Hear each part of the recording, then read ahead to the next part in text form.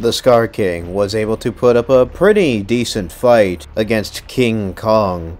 And yes, he is called the King now. That said, a lot of people tend to over-exaggerate Skar's performance. He is faster and more agile than Kong. But in terms of physical strength, he is a significantly lower level than Kong. So much so that Kong, hit him once and he just gave up. He just called Shimo. He was done.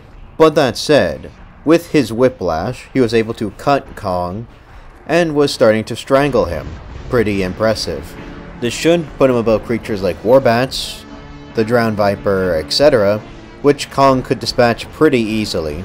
However, I think it's pretty clear that he would be below the likes of Mechagodzilla, who Kong could barely phase. Granted, he was weakened, but still. While Godzilla and Kong were able to pull through with relative ease against this mighty enemy, it is worth noting just how dangerous of a threat it could have been.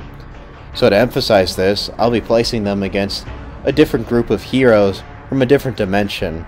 That being the Dragon Team, or more commonly known the Z Fighters, from Dragon Ball Z, specifically the Saiyan Saga. I think it's pretty fitting, considering that I put Godzilla against the Saiyan threat before New Empire released. With the more New Empire information though, and revisiting some old context, it seems pretty apparent that, in fact, Godzilla would have probably won that previous encounter, at least if he was in Evolved. Evolved Godzilla is not only twice as powerful as his normal base form, but carries superior speed, the ability to heat himself up in close quarters, harder skin, 20 times the energy reserves on top of his already far superior stamina, and he can potentially use this level of strength when he uses his spiraling beam. And it should be noted, he's not even done evolving yet, on top of things like his quantum level radiation. So, could the Z Fighters stop the Skar King? The Skar King is a powerful ape monster who was able to pretty fairly combat Titanus Kong. However, despite his lack of physical strength, the Skar King is actually fairly durable.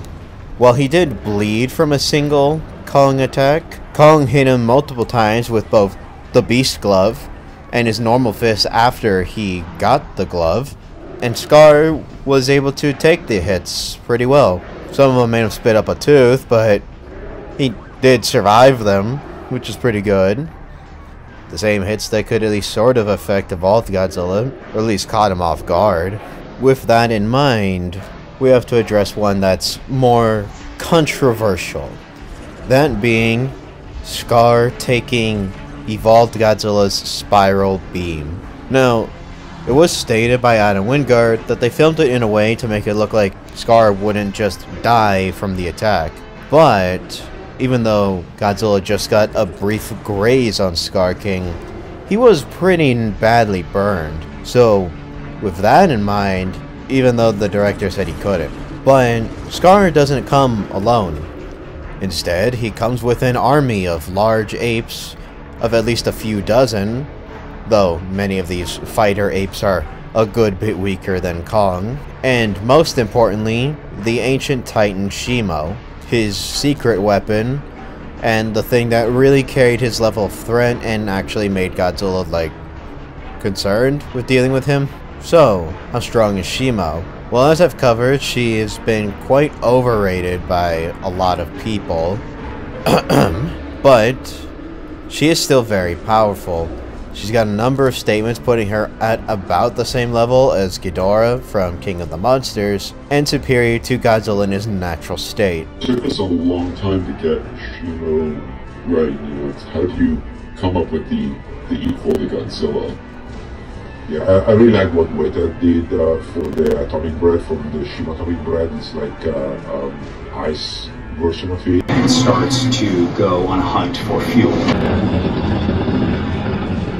So we have this great sequence where Godzilla's just gone to pillage this French nuclear waste dump. He needs so much energy to fight this coming threat of the Skar King, and especially Shimo. Shimo is sort of the anti-Godzilla in this movie. She's bigger, she's stronger, she's got the powers to back it up, and normally I think Godzilla would have a hard time combating Shimo, which is why Godzilla has to level up in this movie. Notable because Godzilla, as I've covered multiple times, has feats ranging from at least multi-continental all the way up to large planet and even dwarf star level.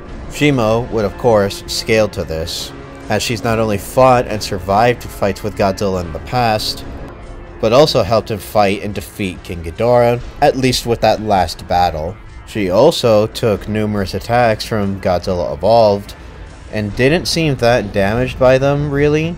Now as for the speed of these mighty creatures, the Skar King is possibly the fastest being in all the Monsterverse, able to kind of blitz Kong, which is interesting, since Kong is the same creature who could react to blasts of Godzilla's atomic breath, a beam of Cherenkov radiation, and in fact even called a laser, with speeds proving even superior to that of light. And the Skar King could kind of make him look slow, while Kong could later tag Skar pretty consistently.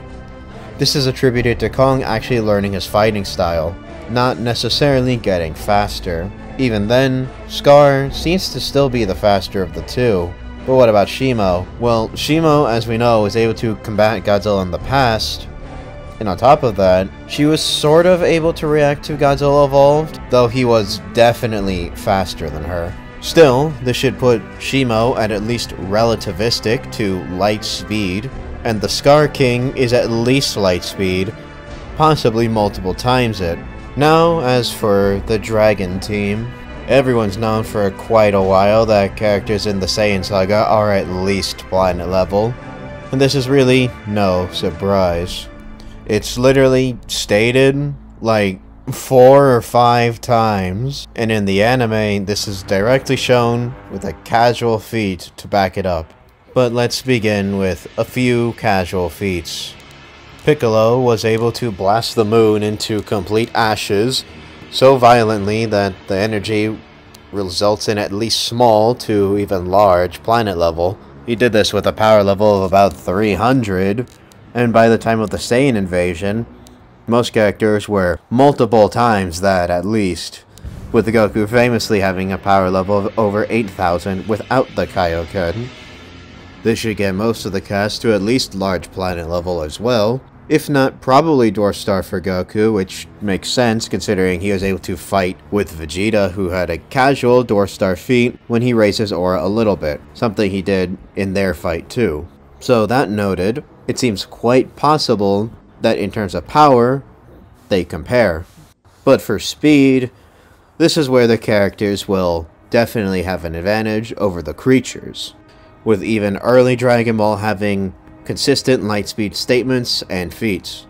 Kid Goku dodged lasers, he outran the solar flare, he dodged Piccolo's light beam attacks, etc. Stack on those pretty power level multipliers, and we get at least dozens of times the speed of light. A pretty substantial speed edge. But could this be countered?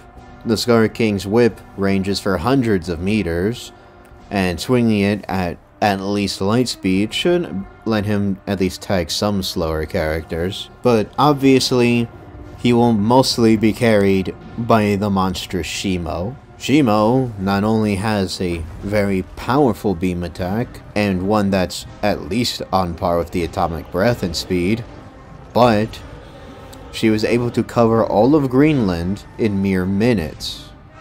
This gives her range of at least continental sizes with a light beam attack.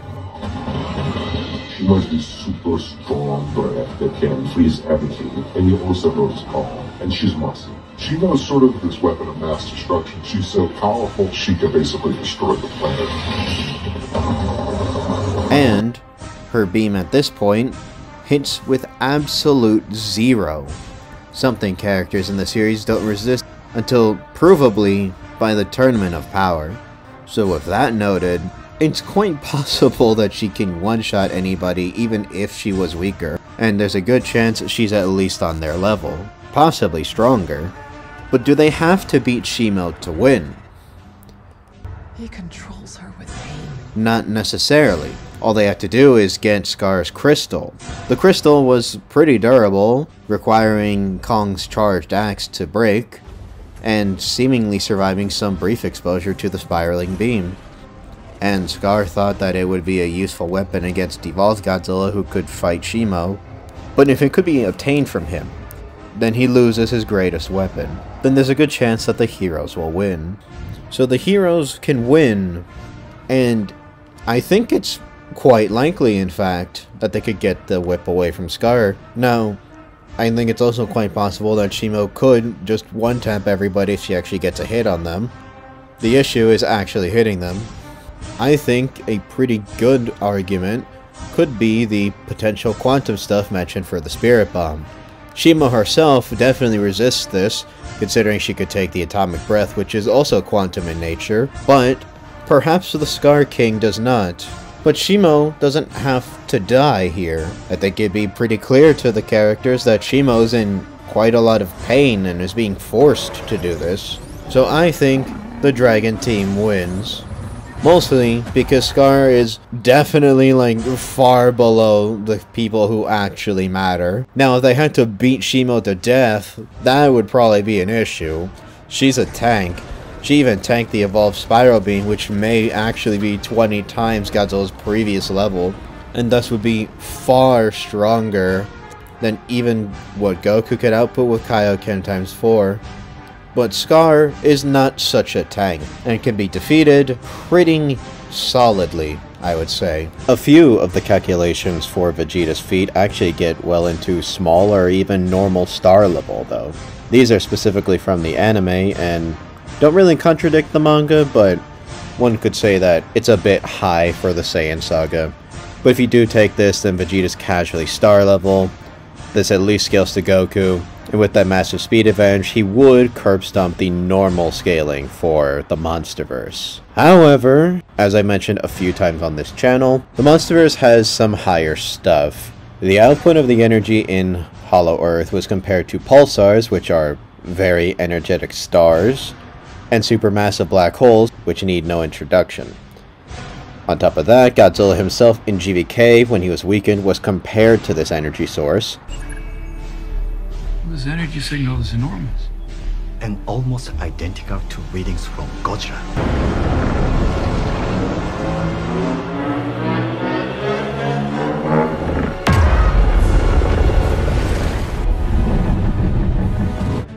As our sun fuels the planet's surface, this energy sustains the hollow Earth, enabling life as powerful as our aggressive Titan friend.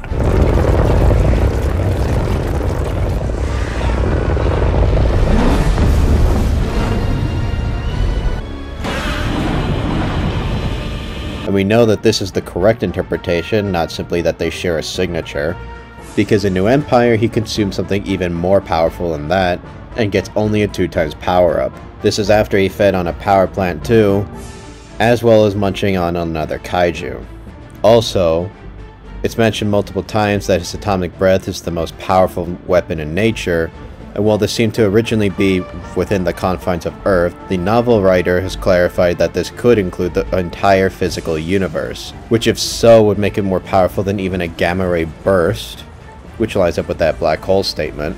On top of the gravity of the Hollow Earth portals being compared to black holes, and the energy being stated to be the power of the universe, whatever that means. On top of this, those planetary statements for Ghidorah, Shimo, and Godzilla would apply to this Super Earth, which has all those features. So if this planet has black hole-like gravity, and almost black hole star levels of energy just oozing out of it, and they can blow it up, I'd say that's a good bit more powerful than just blowing up normal planets. And with stats like that, Shimo would, at the very least, be tanking attacks from all the fighters. Skar King would be tough because, well, he's nowhere near the level of those creatures, but he compares to a very small extent to them, and compares somewhat to Kong. So with that noted, if you use the super duper high ends, then Skar is harder to beat, and Shimo's near impossible for them to hurt, meaning that the Dragon Team may fail. So if you highball, the Skar King will win this day. Anyway, that's all for this one. See you all next time.